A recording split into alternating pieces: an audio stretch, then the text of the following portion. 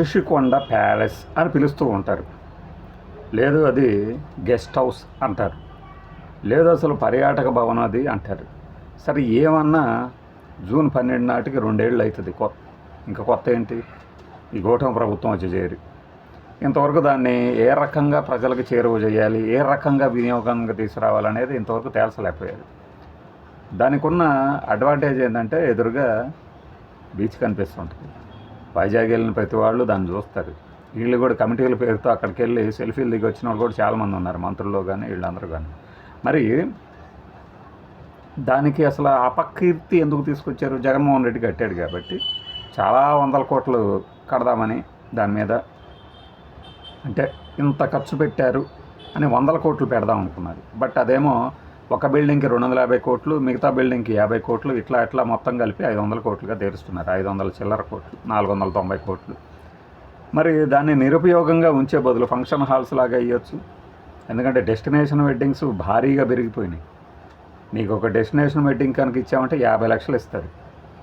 ఓ తెగ బాధపడక్కర్లా, దానికి మెయింటెనెన్స్ చేయలేక చచ్చిపోతున్నారు రా స్వామి అని.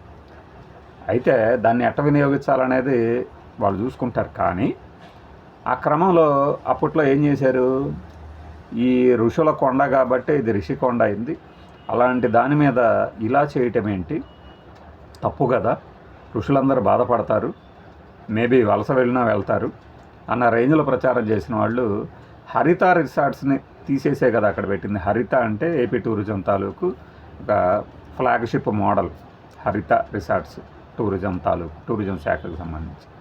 మరి అది అప్పుడు అక్కడ ఎలా కట్టారు, సంథింగ్ ఏదో కట్టగలిగారు కదా. అప్పుడు ఋషులు ప్రశాంతంగానే ఉన్నారు, జగన్మోహన్ రెడ్డి వాళ్ళ ప్రశాంతతను భగ్నం చేశాడు. ఫైన్, ఈ వాదనకి జనం కూడా నమ్మారు అనుకుందాం, కాసేపు అనుకుందాం. మరి దీనికి ప్యారలల్గానే సింహాచలం అప్పన్న స్వామికి చెందినటువంటి ఒక పెద్ద కొండ ఉన్నది. అది దగ్గర దగ్గర 160 నుంచి 170 ఎకరాల వరకు సింహాచలం దేవస్థానానికి సంబంధించిన కొండగా చెప్తూ ఉంటారు అట. మళ్ళీ తర్వాత వచ్చేసి ఇది సింహాచలం కాదు, ఇది మరొక చలం అన్నారనుకోండి, అర్రే నువ్వు తప్పు చెప్పావు కదా అంటారు. ఏదైనా దేవస్థానానికి సంబంధించిన కొండే. దానిని ఏం చేస్తున్నారు ఇప్పుడు, సర్కిల్స్గా అంచెలంచెలుగా తవ్వుకుంటూ వస్తున్నారు. రోడ్డు వేస్తారా, ఆ తర్వాత భవంతులు కడతారా, ఇవన్నీ పక్కన పెట్టండి. ఆ రోజున దేవస్థానమేం లేదు ఋషికొండ మీద, టెంపుల్ తర్వాత కట్టాడు ఈయన, జగన్మోహన్ రెడ్డి కట్టారు. మన అప్పలరాజు గారిని, అప్పలరెడ్డి గారిని, బాబు ఆ విజువల్ పంపించండి స్వామి అన్నా కూడా ఇంతవరకు పంపించలేదు మనకి. ఫైన్, అక్కడ వచ్చిన అభ్యంతరాలు ఇక్కడ ఎందుకు రావట్లేదు అడుగుతారుగా. వైఎస్ఆర్సీపీ వీళ్ళు అడిగినంత మాత్రానే అని కాదు, జనం కోసం కూడా చెప్పాలిగా. ఆ వైఎస్ఆర్సీపీకి పని పెట్టలేదు, పోయి అక్కడ ఏమీ లేకపోయినా కూడా తవ్వారు అంటున్నారు అంటారా? ఆ రోజున మరి టీడీపీ, జనసేన, బీజేపీ వీళ్ళే కదా విమర్శలు చేసింది ఋషికొండ మీద. ప్రజలు ఎవరు చేయలేదే, నేషనల్ గ్రీన్ ట్రిబ్యునల్కి ప్రజలు ఎవరు వెళ్ళలేదే, రాజకీయ ప్రేరేపితంలోనే కేసులు నమోదైన కదా, ఇప్పుడు కూడా అవుతాయి. మరి సింహాచలం కొండకేమో ప్రాశస్త్యం లేదు, ఋషికొండకి ప్రాశస్త్యం ఉంది. ఋషికొండ మీద మాత్రమే దేవతలు తపస్సు చేస్తారు, మిగిలిన కొండల మీద దేవతలు ఉండరు. మరి గిరి ప్రదక్షిణలు ఎందుకు చేస్తున్నాం మనం ప్రతి చోట? చివరి కోటకొండలో కూడా గిరి ఉంది, అంటే కొండ ఉంది కాబట్టి, చుట్టూ రోడ్డు ఉంది కాబట్టి ప్రదక్షిణలకు సిద్ధం అవుతారు. అరుణాచలంలో పాపం వాళ్ళందరూ హడలిపోతున్నారంట, అమావాస్య పౌర్ణమి వచ్చిందంటే చాలు నాయన ఆడి నుంచి బస్సులు వేసుకొని వస్తారు. ప్రత్యేకంగా ఒక బస్సు కూడా ఏర్పాటు చేశారంట ఆర్టీసీ వాళ్ళు ఆంధ్రప్రదేశ్లో. ఈ ప్రదక్షిణల పేరుతో మమ్మల్ని సాగుగొట్టేస్తున్నారు స్వామి అరుణాచలంలో అని చెప్పేసి. అతి మీరితే అంతే, భక్తికైనా సరే మితి మీరితే అలానే ఉంటుంది. మరి ఇప్పుడు ఇక్కడ ఈ గిరి ప్రదక్షిణలు చేసేవన్నిటికీ ప్రాశస్త్యం ఉన్నట్టా లేదా? ఉంటే మరి ఇది ఎలా చేస్తున్నారు? లేదు, ఇది కూడా భక్తుల కోసమే మేము చేస్తాం అనగల సమర్థులు ఉంటారు. అది ముందు చెప్పాలా. ఈ విమర్శలు రాకముందే, ఆరోపణలు రాకముందే మనం మేల్కోవాలి. ఇప్పుడు అలర్ట్గా ఉండాలి అని చంద్రబాబు నాయుడు గారు ఎప్పుడు ఎందుకు చెప్తుంటారు? టీడీపీ కూటమిలో ఉన్న వాళ్ళకి ఒక రాజకీయ విమర్శ వచ్చిందంటే దాన్ని పర్ఫెక్ట్గా ట్యాకిల్ చేయగలిగి ఉండాలి, మేనేజ్ చేయగలిగి ఉండాలి, కౌంటర్ చేయగలిగి ఉండాలి.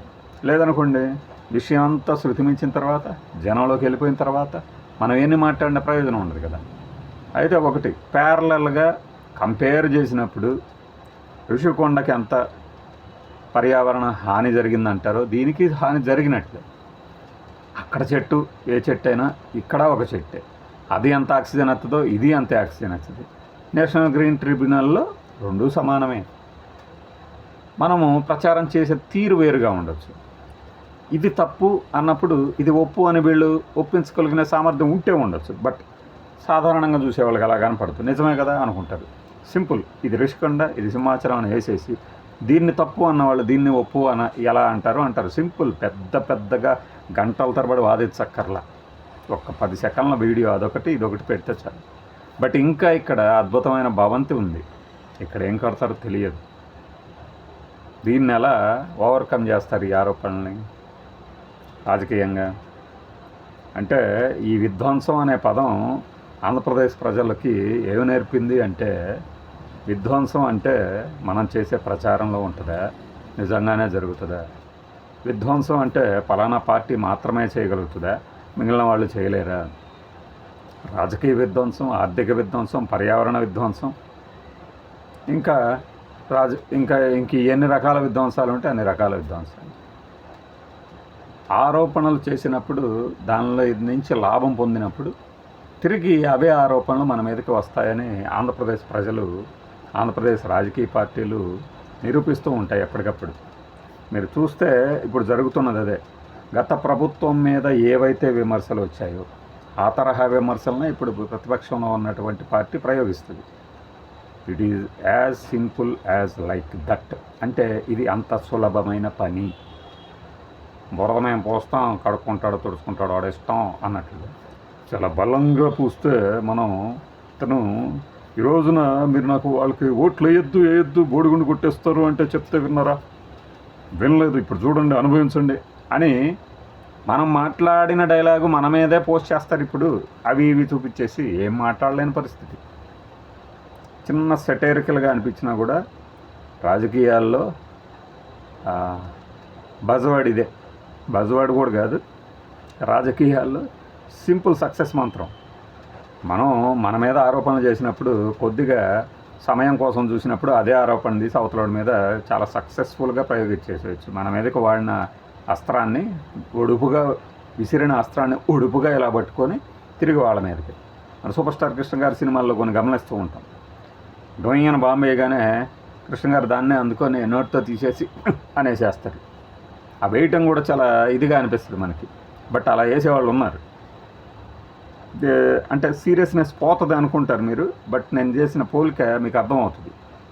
ఒక ఆరోపణని చాలా బలంగా అవతల మీద వాళ్ళు వేసినప్పుడు మాకు రాజకీయ వారసత్వంగా వాళ్ళ నుంచి కష్టాలు, కొన్ని నష్టాలు, కొన్ని మోసాలు, కొన్ని దారుణాలు, వాళ్ళు చేసిన నిర్వాహకం ఎలాంటిదంటే వాళ్ళు చేసిన పాపాలు మాకు వారసత్వంగా వస్తున్నాయి అన్నప్పుడు వాళ్ళు చేసిన పనులే మళ్ళీ మేము కూడా చేయాల్సి వస్తుంది అని కూడా అనాల్సి వస్తుందేమో, ఏమో చూద్దాం.